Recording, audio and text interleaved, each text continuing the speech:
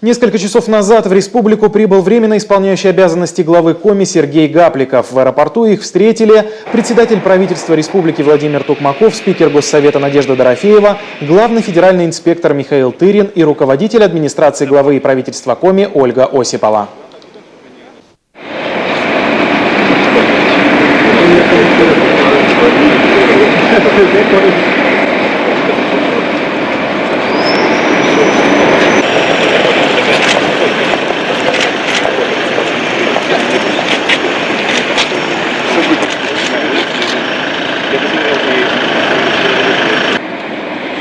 Планируется, что Сергей Гапликов проведет ряд рабочих совещаний и встреч. Официальная процедура представления в Рио главы Республики Коми также состоится в ближайшее время.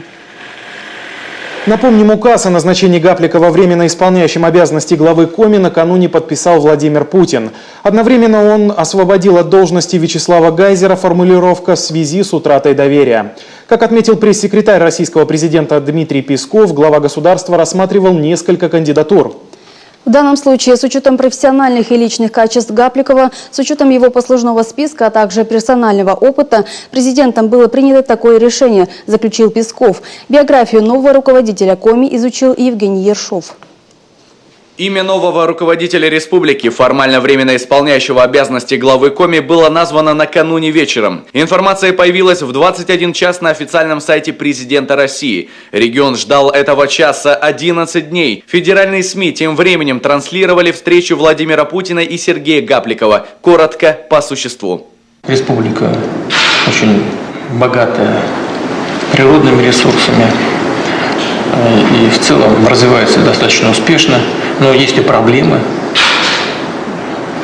Часть из этих проблем вам известна. Как вы сами смотрите на это возможное назначение и какие бы задачи видели в качестве первоочередных? Положить все необходимые усилия для того, чтобы решить те первостепенные задачи, которые стоят перед республикой в качестве улучшения социально-экономического положения населения и наведения там порядка в разных определенных отраслях экономики. Там есть над чем работать. Ну, конечно, еще многое нужно сделать. Я рассчитываю на то, что вы используете весь ваш положительный опыт для достижения лучших показателей.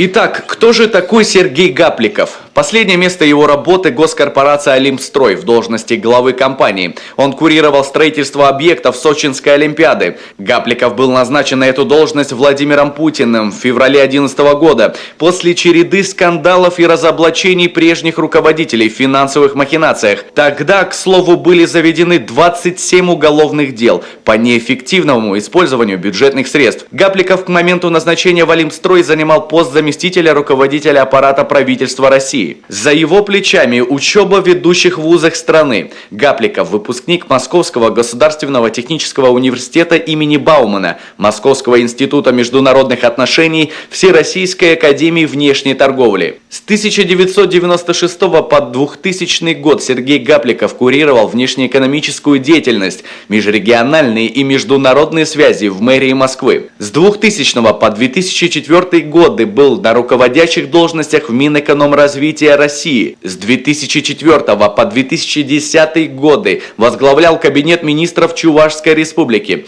В 2010 году был назначен заместителем руководителя аппарата правительства России, а через год возглавил госкорпорацию «Олимпстрой». Еще известно, что Сергей Гапликов женат. У него есть сын и дочь, а еще он свободно владеет английским и немецким языками. Евгений Ершов, Татьяна Супряткина, телеканал Юрган.